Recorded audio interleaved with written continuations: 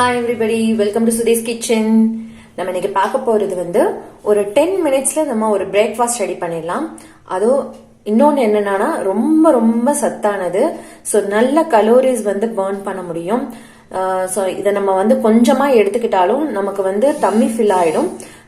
ஆனா வந்து நமக்கு தேவையான நியூட்ரியன்ஸ், தேவையான கலோரிஸ் வந்து கண்டிப்பா கிடைக்கும். ஸோ ஒரு என்ன சொல்லலாம், ஒரு வெயிட் லாஸ் ரெசிபின்னு சொல்லலாம், ஒரு 10 மினிட்ஸ்ல ஈஸியா ரெடி பண்ணக்கூடிய பிரேக்ஃபாஸ்ட் ரெசிபின்னு சொல்லலாம். ஸோ நீங்க டின்னருக்கு கூட இதை எடுத்துக்கலாம். இதுல வந்து நான் சிவப்பு அவல் எடுத்திருக்கேன். ஸோ ஒரு 1.25 கப் அளவுக்கு எடுத்திருக்கேன். இதை வந்து ஒரு 3 தடவை நல்லா அலசிட்டீங்க அப்படின்னாலேயும், நல்லா வந்து கழுவி எடுத்துட்டீங்க அப்படின்னா போதும். பாருங்க, அதுவே வந்து ஊறிடும். ஸோ நீங்க அதை தனியா ஊற வைக்கணும்னு அவசியமே கிடையாது. அப்புறம் ஒரு 2 தக்காளி, ஒரு பெரிய வெங்காயம், இஞ்சி பூண்டு, 2 முட்டை, சில்லி பவுடர், அப்புறமா கொத்தமல்லி பொடி. அவ்வளவுதான். சிம்பிளா வந்து 10 நிமிஷத்துல ஈஸியா ரெடி பண்ணி கொடுத்துடலாம். ஸோ வேலைக்கு போற அவசரத்துல இருக்கும்போது நமக்கு வந்து இட்லி ஊத்தவோ இல்ல தோசை ஊத்தவோ நேரம் இல்லாத போது இந்த மாதிரி நீங்க ஒரு டிஃபனை பண்ணீங்கன்னா எல்லாருமே கடகடன்னு சாப்பிட்டுட்டு கிளம்பிடுவாங்க. பசங்களுக்கும் கூட நீங்க லஞ்ச் பாக்ஸ்லயோ இல்ல ஈவினிங் ஸ்நாக்ஸாவோ கூட கொடுத்து விடலாம். ரொம்ப ரொம்ப நல்லது. ஸோ இப்ப எப்படி பண்ணலான்னு பாத்திரலாம். ஸோ கடாயில கொஞ்சமா எண்ணெய் ஊத்திடலாம்.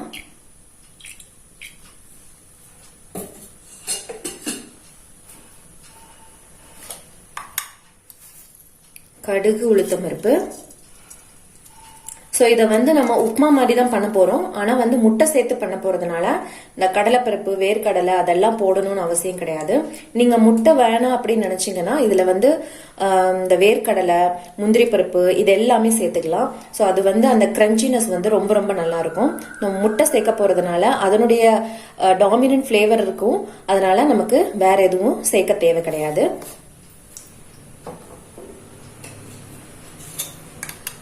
ஸோ கொஞ்சமா சீரகம் சேர்த்துக்கலாம். ஸோ எல்லா ரெசிபிஸ்லயுமே நீங்க முடிஞ்ச அளவுக்கு சீரகத்தை இன்க்ளூட் பண்ண பாருங்க. சீரகம் வந்து ரொம்ப ரொம்ப நல்லது. உடல் உள்ளுறுப்புகளை வந்து இன்டர்னல் ஆர்கன்ஸ் எல்லாத்தையுமே வந்து நல்லா சீரா வச்சிருக்கிறதுக்கு நல்ல யூஸ் ஆகும்.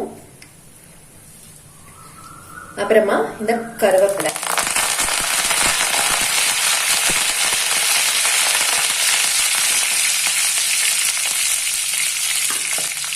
இப்ப வெட்டி வச்ச வெங்காயத்தை சேர்த்துடலாம்.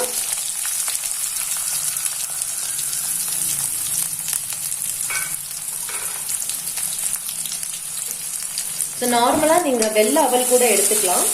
வெள்ளை அவல் வந்து கொஞ்சம் ஈஸியாவே நம்ம நார்மலா சாப்பிட்றோம் பாத்தீங்களா சாப்பாடு, அதுல இருந்து கிடைக்கிறது.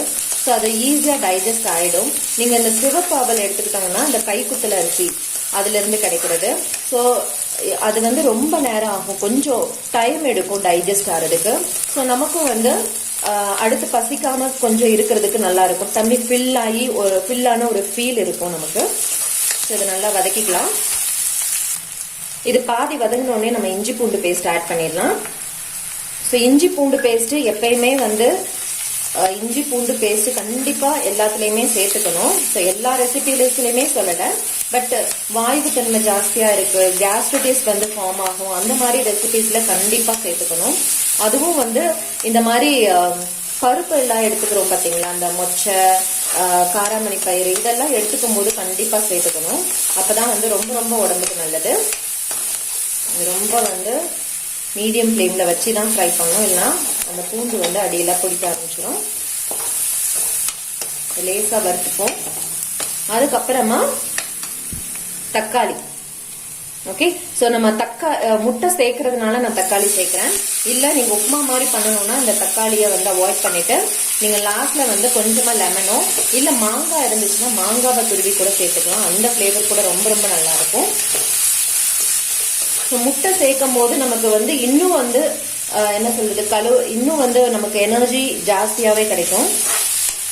மார்னிங் பிரேக்ஃபாஸ்டா எடுத்துக்கிட்டீங்க அப்படின்னா கண்டிப்பா நடுவில் பசிக்காது, ஆஃப்டர்நூன் தான் சாப்பிடுவீங்க. கொஞ்சமா மஞ்சப்பொடி, எப்பயுமே எல்லாத்துலயுமே கொஞ்சம் கொஞ்சம் மஞ்சப்பொடி சேர்க்கறது நல்லது. It has anti accident property. So அது வந்து நம்ம கண்டிப்பா எடுத்துக்கணும். உப்பு.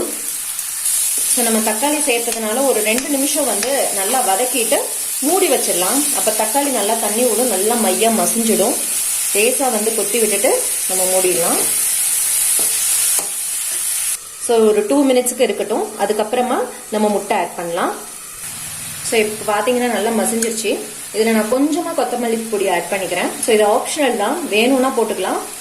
இந்த ஃப்ளேவருக்காக நான் ஆட் பண்ணியிருக்கேன், கொஞ்சமாக போட்டிருக்கேன். அப்புறமா சில்லி பவுடரும் கொஞ்சமாக போட்டுக்கலாம். ஏன்னா நம்ம இதில் லாஸ்ட்ல வந்து நம்ம கொஞ்சமாக பெப்பர் பொடி சேர்க்க போகிறோம். அதனால கொஞ்சமாக சில்லி பவுடர் போட்டால் போதும். ஸோ எப்பயுமே வந்து எக்கு சேர்க்கும் போது பெப்பர் தான் ஜாஸ்தியாக சேர்க்கணும். நான் கொஞ்சமாக போட்டிருக்கேன். ஸோ குழந்தைங்கள்லாம் இருந்தீங்கன்னா இதை அவாய்ட் பண்ணிட்டு மிளகு மட்டும் சேர்த்துக்கோங்க.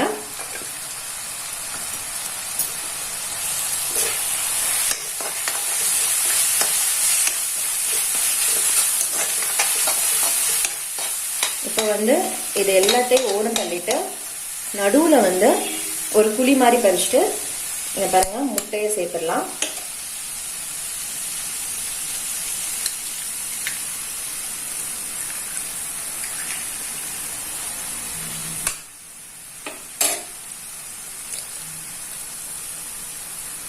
ஸோ இதை வந்து நம்ம நல்லா ஸ்கிராம்பிள் பண்ணிட்டு ஓரளவு வெந்ததுக்கு அப்புறம் வந்து நம்ம இதோட சேர்த்துக்கலாம். இல்லை அப்படின்னா இந்த முட்டையோட வாசனை வந்து இது எல்லாத்தையுமே ஸ்பாயில் பண்ணிடும்.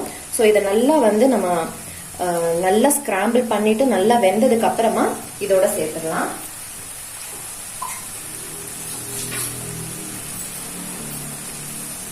இந்த மாதிரி ஸ்கிராம்பிள் பண்ணிக்கோங்க. ஸோ இதுக்கு தேவையான இந்த முட்டைக்கு தேவையான அளவு கொஞ்சமா உப்பு சேர்த்துக்கோங்க.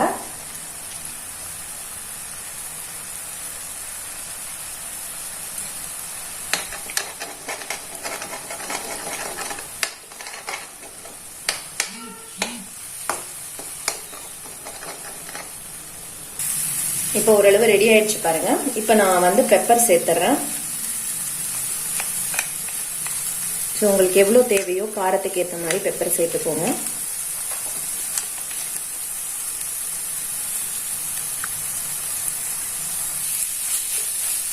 ஸோ நான் கொஞ்சமாக பெப்பர் சேர்த்துருக்கேன். அவ்வளோதான், போதும். ரொம்ப பெப்பர் சேர்த்தாலும் வந்து குழந்தைங்க சாப்பிட மாட்டாங்க.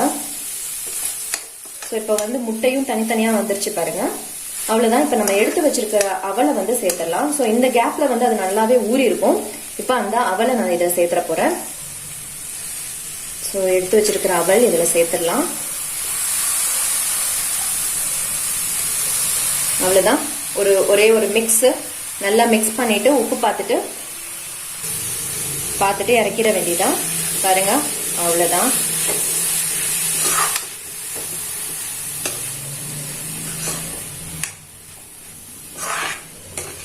ஸோ இதுலயே அவல்லையே வந்து நீங்க நிறைய விஷயங்கள் செய்யலாம். ஸோ இன்ஸ்டன்டா நமக்கு அவல் பாத்தீங்கன்னா நம்ம ரைஸ் குக் பண்ற டைமை விட ரொம்ப ரொம்ப கம்மி தான். அதனால அவல்ல வந்து ஈஸியா ரெசிபிஸ் வந்து நம்ம ட்ரை பண்ணிடலாம். ஸோ அவலை வந்து பால்ல போட்டுட்டு கொஞ்சமா வந்து இந்த தேங்காய், அப்புறமா வந்து வாழைப்பழம், நட்ஸ் இதெல்லாம் போட்டு ஒரு ஸ்மூத்தி மாதிரி குடிக்கலாம். ஸோ அதுவும் வந்து ஒரு ஃபுல் மீல் சாப்பிட்ட எஃபெக்ட் இருக்கும். ஸோ காலையில டயட்ல இருக்கவங்க கண்டிப்பா கொஞ்சமா அவல், அப்புறமா தேங்காய் பால், நார்மல் பால் கிடையாது, தேங்காய் பால், அப்புறமா வந்து நட்ஸ், ஏதாவது ஒரு நட்ஸ், இல்ல நட்ஸ் இல்லைன்னா நீங்க வந்து ரைசின்ஸ் இல்ல டேட்ஸ் கூட சேர்த்துக்கலாம். வாழைப்பழம், இதை மட்டும் நீங்க ஒரே ஒரு கிளாஸ் காலையில குடிச்சிட்டு மீலை ஸ்கிப் அவங்களுடைய பிரேக்ஃபாஸ்ட்டை ஸ்கிப் பண்ணாலும் பிரச்சனை கிடையாது. ஸோ உங்களுக்கு தேவையான கலோரிஸ் எல்லாமே அதிலேயே கிடைச்சிரும். நார்மலா நான் ஸ்கிப் பண்ற அன்னைக்கெல்லாம் வந்து நான் இந்த மாதிரி அவல் வந்து தேங்காய் பாலோட சேர்த்துப்பேன். ஸோ பாலோட ஏன் நிறைய எடுத்துக்க கூடாது அப்படின்னா, பால் நல்லதுதான், பட் நமக்கு கிடைக்கிற பால் அந்த அளவுக்கு சுத்தமா அப்படிங்கிறது நமக்கு தெரியாது. நாட்டு மாட்டுப்பால் யூஸ் பண்றோம், அப்படி இருந்தாலும் நமக்கு எங்க இருந்து பாருங்க ரெடி ஆயிடுச்சு. அவ்வளவுதான், சாப்பிடலாம். இதுல கடைசியா கொத்தமல்லி தலை மட்டும் போட்டுட்டு இறக்கிடலாம். அவ்வளவுதான். ஸோ இந்த மாதிரி சிம்பிளா ஒரே ஒரு 5 மினிட்ஸ் தான் எடுக்கும் இந்த பிரேக்ஃபாஸ்ட் பண்றதுக்கு. இந்த மாதிரி பண்ணி பாருங்க. அந்த பிரேக்ஃபாஸ்ட் ரொம்ப நல்லா இருக்கும், யம்மியாவும் இருக்கும், அதே அளவுக்கு நமக்கு தேவையான நியூட்ரியன்ஸும் கிடைச்சிரும். இதை அப்படியே சர்வ் பண்ணிடலாம். ஸோ உங்களுக்கு இந்த வீடியோ பிடிச்சிருக்கும்னு நினைக்கிறேன். நான் இதை வேற கண்டெய்னர்ல வந்து நான் டிரான்ஸ்ஃபர் பண்ணிடுறேன். பாருங்க, சூப்பரா யம்மியா ரெடி ஆயிடுச்சு. நீங்களும் இதே மாதிரி ட்ரை பண்ணி பாருங்க. எப்படி இருந்துச்சுன்னு சொல்லிட்டு கமெண்ட் செக்ஷன்ல எனக்கு கமெண்ட் பண்ணுங்க. உங்களுக்கு இந்த வீடியோ பிடிச்சிருந்தா என்னோட சேனலை சப்ஸ்கிரைப் பண்ணுங்க, லைக் பண்ணுங்க, ஷேர் பண்ணுங்க, கமெண்ட் பண்ணுங்க. நிறைய பேர் சப்ஸ்கிரைப் பண்ணாமே பார்த்துட்டு இருக்கீங்க.